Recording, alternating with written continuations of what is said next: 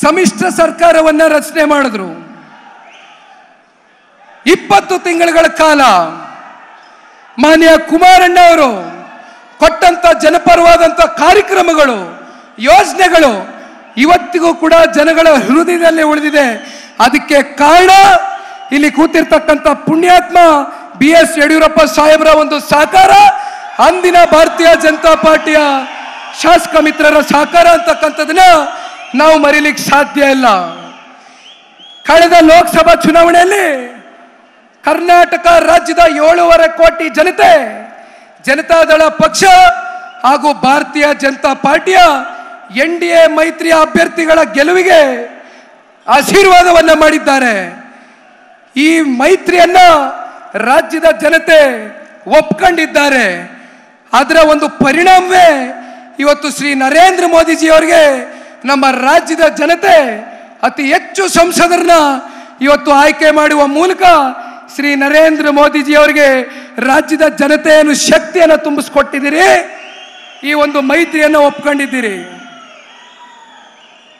ಮುಂಬರ್ತಕ್ಕಂಥ ದಿನಗಳಲ್ಲಿ ಒಂದ್ ಕಡೆ ನನ್ನ ಸಹೋದರ ವಿಜಯೇಂದ್ರರವರು, ಒಂದ್ ಕಡೆ ನಮ್ಮ ಪಕ್ಷದ ಎಲ್ಲ ಹಿರಿಯ ಮುಖಂಡರು, ನಮ್ಮ ನಾಯಕರಾದಂಥ ಕುಮಾರಣ್ಣ ಅವರ ಆಶೀರ್ವಾದ, ದೇವೇಗೌಡರು ಸಾಹೇಬರ ಮಾರ್ಗದರ್ಶನ, ಇವೆಲ್ಲವನ್ನು ಪಡೆದುಕೊಂಡು ಅಣ್ಣ ತಮ್ಮಂದರ ರೀತಿಯಲ್ಲಿ 2006 ಮತ್ತು 2007ರಲ್ಲಿ ಯಾವ ರೀತಿ ಮಾನ್ಯ ಕುಮಾರಣ್ಣ ಅವರು, ಯಡಿಯೂರಪ್ಪಾಜಿಯವರು ಇಡೀ ರಾಜ್ಯ ಇವತ್ತು ಬೆಂತಟ್ಟತಕ್ಕಂಥ ಒಂದು ಸರ್ಕಾರವನ್ನ ಕೊಟ್ಟಿದ್ರು.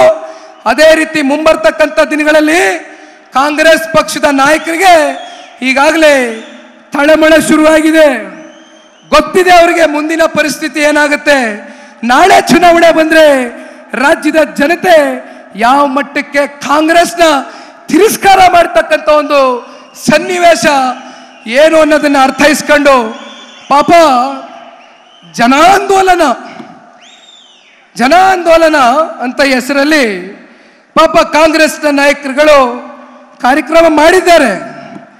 ನಿನ್ನೆ ವಿಜೇಂದ್ರನಿಗೆ ಹೇಳ್ತಾ ಇದ್ದೆ, ಜನಾಂದೋಲನ ಕಾರ್ಯಕ್ರಮ ಆದಮೇಲೆ ನಾವು ವಿಜೇಂದ್ರಣ್ಣ ಮೈಸೂರಿಗೆ ಪ್ರವೇಶ ಮಾಡಿದ್ವಿ.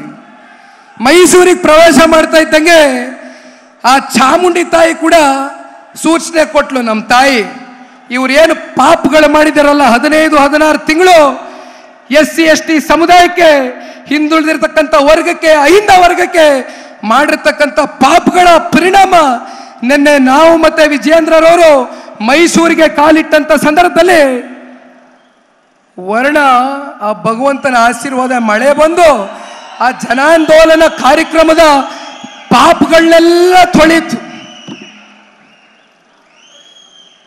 ಯಾವ ಭಗವಂತನೂ ಕೂಡ ಇವತ್ತು ಕಾಂಗ್ರೆಸ್ನವ್ರನ್ನ ಮೆಚ್ಚೋದಿಲ್ಲ. ಅದೇನೋ ಪಾಪ ನಿನ್ನೆ LED ಸ್ಕ್ರೀನ್ನಲ್ಲಿ ಏನೋ ಪ್ರದರ್ಶನ ಮಾಡಿಕೊಂಡು ಕೂತಿದ್ರು ಕಾಂಗ್ರೆಸ್ ಅವರು. ಮಾನ್ಯ ಸಿದ್ದರಾಮಣ್ಣ ಅವರೇ, ನಿಮ್ಮ ಮೇಲೆ ನನಗೆ ಅತ್ಯಂತ ಗೌರವ ಇದೆ. ತುಂಬ ಹಿರಿಯರಿದ್ದೀರಿ, ಭಾಳ ಅನುಭವಿಸ್ತಿದ್ದೀರಿ. ಕೆಲವೊಂದಷ್ಟು ಪ್ರಶ್ನಾವಳಿಗಳು ನನ್ನ ಮನಸ್ಸಿನಲ್ಲಿ ಕಾಡ್ತಾ ಇದೆ. ದಯಮಾಡಿ ಕೇಳ್ತೀನಿ, ಸಾಧ್ಯ ಆದರೆ ಉತ್ತರ ಕೊಡಿ. ಸಿದ್ದರಾಮಣ್ಣವರು ಮೂಲ ಜನತಾ ಪರಿವಾರದವರು, ದೇವೇಗೌಡರು ಸಾಹೇಬರ ಸಮಕಾಲದವರು, ಅವರ ಜೊತೆನಲ್ಲೇ ಇದ್ದಂಥವರು, ನಮ್ಮ ಪಕ್ಷದಲ್ಲಿ ಉಪಮುಖ್ಯಮಂತ್ರಿಗಳು ಆಗಿದ್ರಿ. ಆ ಸಂದರ್ಭದಲ್ಲಿ ರಾಷ್ಟ್ರೀಯ ಕಾಂಗ್ರೆಸ್ನ ನಾಯಕರು ಸೋನಿಯಾ ಗಾಂಧೀಜಿಯವರು ಏನು ಹೇಳಿದ್ರಿ, ಒಂದು ವಿದೇಶಿ ಮಹಿಳೆ ಬಂದು ಎಲ್ಲಾದರೂ ಅಂತ ಆಡಳಿತ ಮಾಡಬೇಕ ಸಾಧ್ಯನಾ ಅದು ನಮ್ಮ ದೇಶದಲ್ಲಿ, ಅದಕ್ಕಿಂತ ದುರಂತ ಇನ್ನೊಂದಿಲ್ಲ ಅಂತ ಹೇಳಿದ್ರಿ. ಫಾರಿನ್ ಪಾಸ್ಪೋರ್ಟು ಅಂದ್ರಿ, ಮರ್ತು ಬಿಟ್ಟಿದ್ದೀರಿ ಪಾಪ ಸನ್ಮಾನ್ಯ ಮಲ್ಲಿಕಾರ್ಜುನ್ ಸಾಹೇಬರು ಖರ್ಗೆ ಅವರು ಅತ್ಯಂತ ಹಿರಿಯಕರು, ಹಿಂದುಳಿದಿರ್ತಕ್ಕಂಥ ನಾಯಕರು, ರಾಜ್ಯದಿಂದ ರಾಷ್ಟ್ರಕ್ಕೆ ಓಡಿಸಿದ್ರಿ.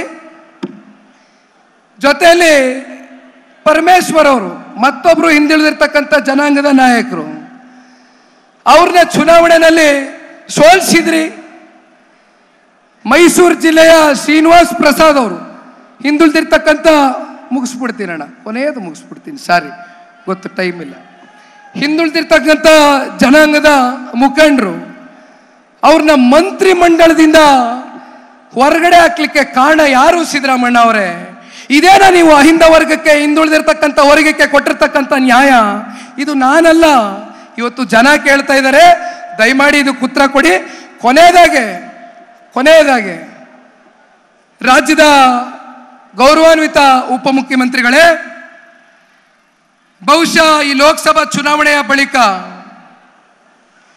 ಯಾವ ರೀತಿ ಹತಾಶರಾಗಿ ವೈಯಕ್ತಿಕವಾಗಿ ಅತ್ಯಂತ ಲಘುವಾಗಿ ಟೀಕೆ ಪ್ರಹಾರಗಳನ್ನ ಮಾಡ್ತಿದ್ದೀರಿ, ನೇರವಾಗಿ ಕುಮಾರಣ್ಣನ ಟಾರ್ಗೆಟ್ ಮಾಡ್ಕೊಂಡು ಹೊರಟಿದ್ದೀರಿ. ರಾಜಕೀಯವಾಗಿ ಸಂಘರ್ಷಕ್ಕೆ ಜನತಾದಳ ಪಕ್ಷ ನಾವು ಸಿದ್ಧರಿದ್ದೇವೆ. ನಾವು ಓಡಾಕ್ತಕ್ಕಂಥ ಜಾಯಮಾನ ಅಲ್ಲ. ವಿಷಯಾಧಾರಿತವಾದಂಥ ಚರ್ಚೆ ಮಾಡಿ ಈ ರಾಜ್ಯದ ಅಭಿವೃದ್ಧಿಗೆ ನಾವು ಕೈ ಜೋಡಿಸ್ತೇವೆ. ಆದರೆ ಮಾನ್ಯ ದೇವೇಗೌಡರು ಸಾಹೇಬರ 92 ವಯಸ್ಸಿಗೆ ಗೌರವವನ್ನು ಕೊಡೋದನ್ನ ದಯಮಾಡಿ ಕಲಿಬೇಕು ನೀವು ಅಂತಕ್ಕಂಥದ್ದನ್ನ ಹೇಳ್ತಾ